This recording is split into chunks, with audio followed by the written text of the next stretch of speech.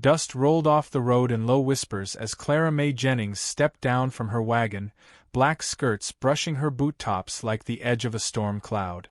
The summer sun bore down heavy on the dirt-packed center of Red Rock Junction, where townsfolk had gathered around the wooden platform like crows circling a carcass. She hadn't spoken to anyone in over 4 months, not since she buried both her husband and her boy on the same gray morning. Folks said the fire that took her family was punishment from God. Others claimed it was her silence that cursed the place. She didn't look at them. She never did. Atop the stage, 5 men stood in chains. Faces sunburned, shoulders squared in defiance or despair. Among them was one who didn't raise his head, didn't shift his weight. His face was hidden by a burlap sack, tied tight beneath his jaw. The shape of him, tall and broad like a thundercloud held in flesh, made him seem more statue than man. Clara's eyes rested on him longer than she meant them to. Sheriff Randall Holt spat tobacco off the side of the platform, voice lazy but loud. "This here's a labor auction. Good strong workers captured 2 towns over. Government says they're to be put to useful trade. Startin' bids $1. A few voices chuckled low and mean. One boy, not more than 10, lobbed a rock toward the men's feet. The one with the sack didn't flinch. Clara saw something in that stillness. Not submission. Not fear. Just a quiet kind of rage. The kind that doesn't burn hot but cold and patient. No one bid. The sheriff scratched his chin. "Come on now. A whole body's worth of work in I'm." Still silence. And then Clara raised her hand. It was not a theatrical gesture. It was quiet. Certain. The way a candle is lit in a dark room, not to be seen but to see. Heads turned. Sheriff Holt squinted, leaned forward. "Widow Jennings?" he asked, disbelief thick in his voice. "You offerin' $1?" She nodded once. Her lips never parted. A ripple of laughter moved through the crowd, some covering surprise, others cruelty. Miss Edwina Piper whispered to the woman beside her, loud enough to be heard. "She's finally gone mad. Gonna marry herself a savage next." Sheriff Holt shrugged and banged the gavel. "Sold. $1." The man was led off the platform, shackled wrists held loose at his front. Clara stepped forward. For a brief moment, their bodies shared a shadow. He didn't speak. Neither did she. She took the end of the rope from the deputy's hand and led him toward her wagon without a single glance back. The ride out of town was long and silent. The wheels groaned over rutted paths, and the sun poured gold across the mesa like spilled honey. She didn't look at him, and he didn't move. He sat in the back of the wagon, sack still over his head, as if that burlap shielded him from more than just the sun. When they reached her land, he stepped down without needing command. She motioned toward the barn, and he went there without resistance.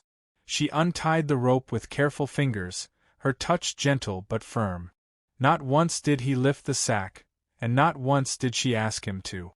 That night, Clara lit only one lamp. She sat by the window in her wooden rocker, watching the field go dark beneath the moon. Her farm was dying, earth hard as iron, squash shriveled in the dirt. A woman can water soil all she wants, but grief soaks deeper. And still, from the window, she saw the outline of him moving through her field. His steps were sure. He knelt beside each plant like he was saying a prayer. In the morning, the trough was filled. The porch wood had been mended, and the eggs, usually stolen by snakes or coyotes, were stacked neatly in a basket by her door. She stared at them for a long time, then stepped over the threshold. Days passed in the rhythm of small labors. He rose before dawn, worked through heat and dusk, and returned to the barn without ever setting foot inside her home. She began leaving a tin plate of food on the steps each evening. She never saw him take it, but it was always gone by morning. When the wind came cold from the north, she found the barn door reinforced with new planks, taken, she assumed, from the fallen fence beyond the rise. She hadn't asked. She wouldn't. She caught herself watching him one morning, the way his muscles flexed beneath the weight of split logs, the steadiness of his hands. Something about his stillness. It wasn't hollow. It was rooted. He didn't tremble like the men in town, afraid of losing what they had. He carried his pain like an old tree carried weather, etched deep but upright still. It was on the 7th night that she found the object. Carved from pale pine, no longer than a finger, a bird. Wings open, head turned just slightly as if listening. It sat on her windowsill, catching the early light like a secret. She pressed her hand to the glass and stood still for a long time. Her thoughts drifted, unspoken but loud inside her chest. He had said nothing since she brought him here. Not a word. Not even a grunt of pain or effort. And yet in the smallness of this offering, in the tenderness of a bird carved by calloused hands, she felt more seen than in all her years of grieving. A woman can carry sorrow like water in her bones, and never once spill a drop. But there are moments, silent and swift, where a crack forms, and if the light finds its way in, she cannot help but feel it. She held the bird against her palm and whispered, "I won't ask your name, but I reckon you knew mine the moment I raised my hand." He did not answer. But that night, she found the garden watered before she woke, and 2 eggs placed gently beside the whittled bird. Clara May looked out toward the barn, the fields, the vast sweep of desert that framed her home, and for the first time in 4 months, she felt something shift inside her. Not joy, not yet. But the ache had softened, and though the sun rose the same as always, she watched it longer than usual, her fingers brushing the carved bird's wings, her breath slow and steady, as if she were learning to speak again without needing words. Something had changed. She just didn't know what it was yet. But she would follow it, wherever it led. The rain fell steady that night, whispering against the roof of the cabin like old hands on a washboard. Clara May sat in her rocker, fingers curled around a steaming cup, the carved bird resting on the sill beside her. She'd taken to holding it when the silence grew too thick, when the house felt heavier than the storms outside.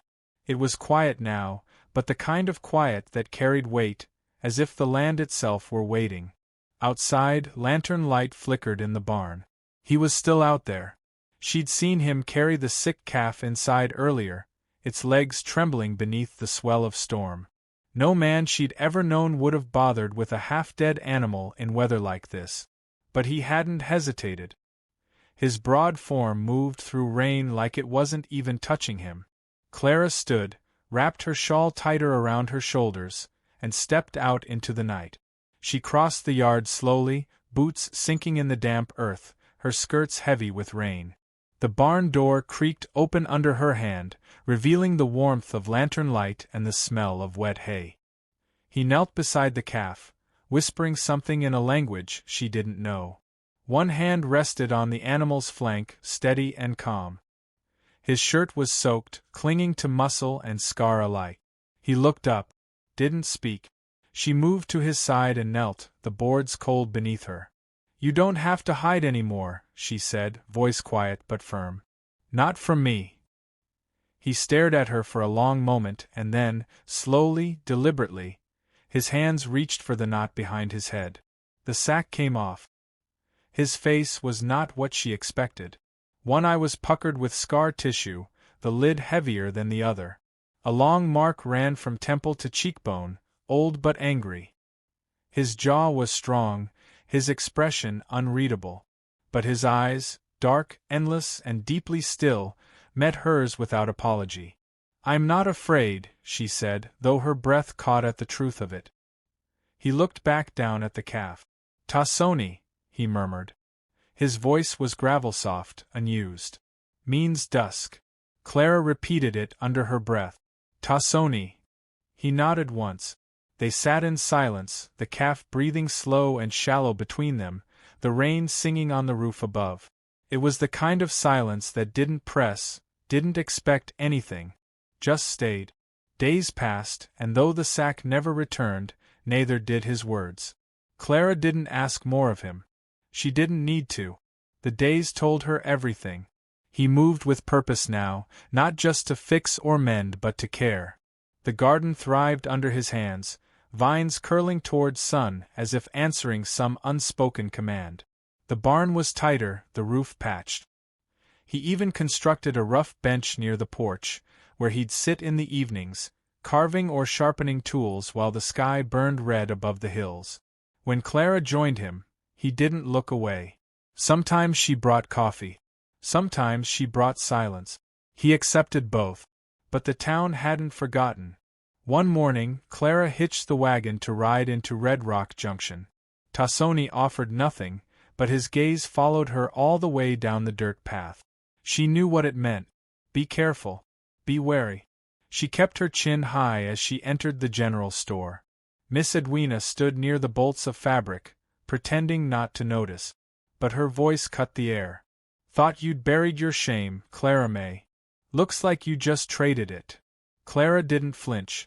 Better shame than cruelty, she replied, selecting a length of blue gingham. Miss Edwina's lips tightened, but she said no more. Others looked, but no one spoke. Clara paid and walked out, every step heavier than the last. Back at the ranch, Tassoni met her by the fence, his expression unreadable. She handed him the bag of seed, said nothing. He nodded once, and that was enough. Later that week, a sound broke the afternoon stillness, shouts, frantic and high-pitched. Clara rushed toward the hill and found little Tommy Haynes, Edwina's nephew, cornered by a wild dog near the fence. The animal snarled, teeth bared, its body coiled to strike. Before Clara could even call out, Tassoni was there. He didn't shout, didn't grab a weapon. He simply stepped between the boy and the beast, still as stone, hands loose at his sides. The dog growled, hesitated. Tassoni didn't move. A long moment passed, thick with tension. Then the dog lowered its head and backed away, slinking off into the grass. Clara rushed forward, gathering Tommy into her arms, the boy sobbing into her shoulder. Tassoni stood silently, watching the trees. That night, Clara found a bundle on her porch, a small, neatly sewn baby quilt. No note. But the fabric was Edwina's. Clara traced the stitches with trembling fingers. 2 days later, smoke rose from the barn. It started fast, fed by dry hay and wind. Clara ran barefoot across the yard, heart pounding. She screamed Tassoni's name for the first time, truly screamed it. He didn't answer. Then she saw him, charging from the flames with the mule in tow, coughing and blackened, one arm shielding his eyes. Behind him, tucked beneath his coat, were 2 small bundles. Her son's old journal and her mother's prayer shawl. He collapsed just outside the barn, breath ragged, skin scorched. Clara fell to her knees beside him. You came back, she whispered, tears cutting paths through soot. He turned his head toward her, barely able to speak. I never left. For 3 days, he drifted in fever. She tended to him with cool cloths and whispered stories she hadn't told in years. She spoke of her son's laugh, her husband's fiddle playing, the feel of wheat in the wind. She held his hand like it might anchor him to the world. When he woke, she was there. And when he saw her eyes, something in him relaxed, like a tension had finally found release. Weeks passed. The barn was rebuilt. The fence extended. The land began to bloom again, but it was Clara who had changed most. She laughed now, softly and rarely, but real. Her hands moved with purpose, not just survival. One evening, they sat on the porch as the sky turned molten behind the hills. The wind blew soft and clean. Tassoni brushed a strand of hair from her cheek. His thumb lingered. She closed her eyes and leaned into it. Nothing was said. Nothing needed to be. And when the chimes he'd made from scrap iron sang in the dusk, it sounded, to Clara May, like the sound of coming home.